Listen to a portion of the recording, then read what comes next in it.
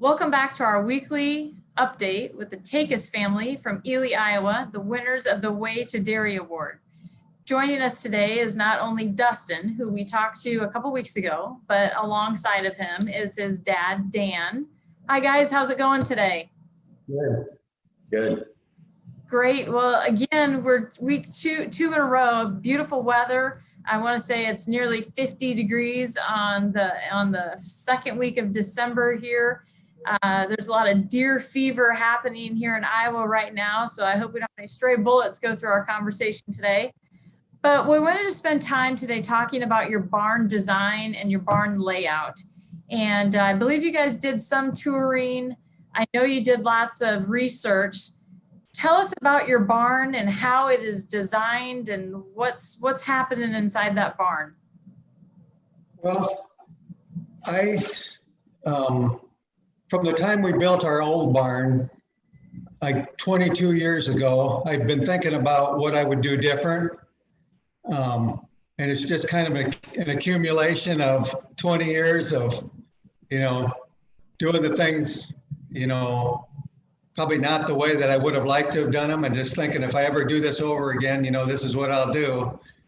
And so one of the things, the most important thing to me was being able to handle the cows and take care of the special needs cows the way they needed to be.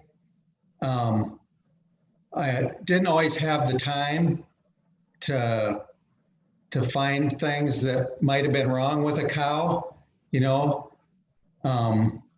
where like inside now, we spend a lot of time with them, moving them around and stuff, and they've gotten so calm and they're so easy to work with now. And it's not even a chore to have to get a cow in and treat her for whatever she might need or vaccinate her or, so that probably was the most important thing to me, was just have design in the barn to where we could one person could easily do whatever they needed to with them. So, and do you have a special needs pen, or how do you sort off of that robot? Well, the barn is designed where the front, the robots are out in the middle of the barn, and the front of the robots is the milking herd, and then the back side of the robots is all special needs.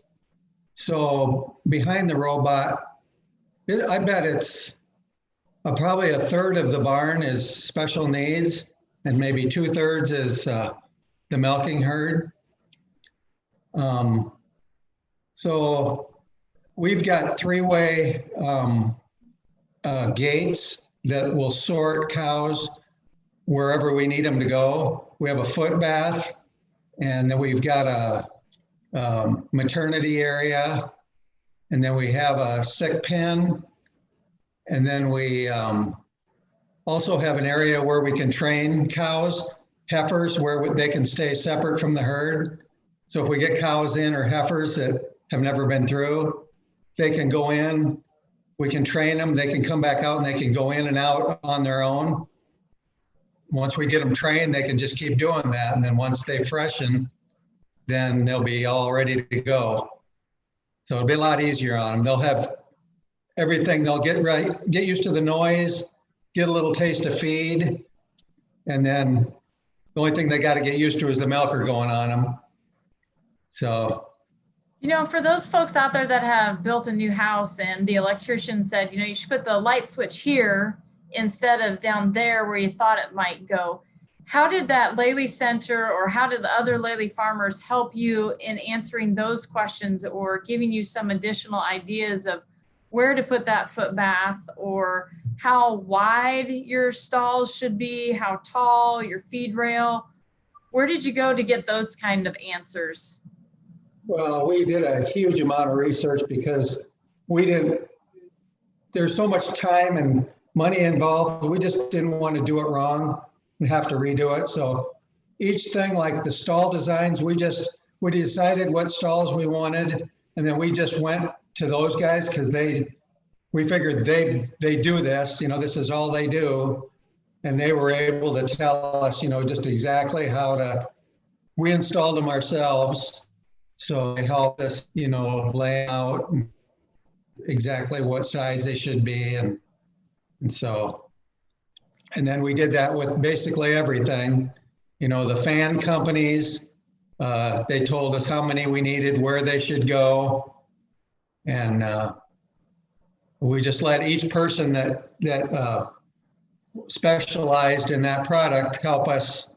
And then me being in the construction all my life, a lot of the little things I just knew. And then being around cattle and stuff, I knew what I wanted. And if I didn't, I got the help I needed. I went to somebody that I would know. So. Great ideas, great tips and advice. So Dustin, what are some of the day-to-day differences that you're seeing?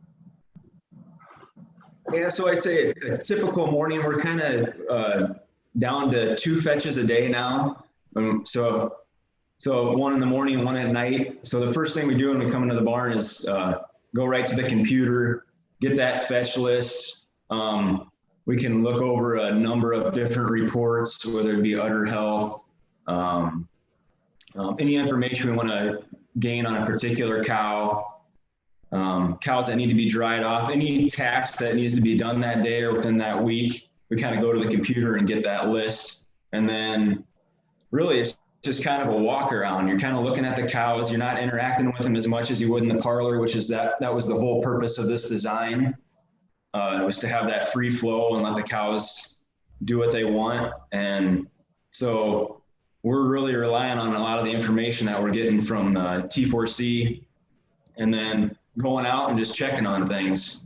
So making sure the collectors are running properly, checking on the vector, making sure the kitchen's stocked. We have our daily tasks with the astronaut as far as cleaning the lasers, changing out the sock filters, just those daily tasks that you do every day is kind of what we're doing right now, and still getting other information and learning stuff as we go. So. And Dan, how many napkin sketches were there? Did you have a notebook? Did you, how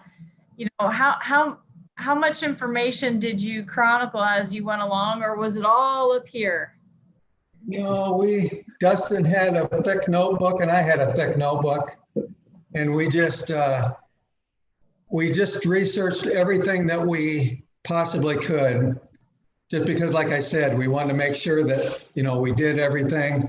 I don't want to be done and wish I'd have done something different right away. Like when I built the old barn, it was supposed to be state of the art. It was all the latest dimensions and everything. And it was just a couple of years after that where they were just making all kinds of changes. And I was finding out, that's probably the way I should have done it. And I'd like to see this barn last 40 years, and not be sorry about some of the things I did. So what is one piece of advice you'd give to our audience? Oh, well, tour other farms. And then another thing would be if you do end up doing this, use all the information that you can that the robots give you, because it'll make you, we don't know yet, but I know for a fact that it's going to make you very successful if you can just make use of all the information that gives you. Every day we learn something new, and me and Debbie are just amazed. It shows us things that we would never catch, as far as the cows. Well, as I say, happy cows, happy life, happy wife.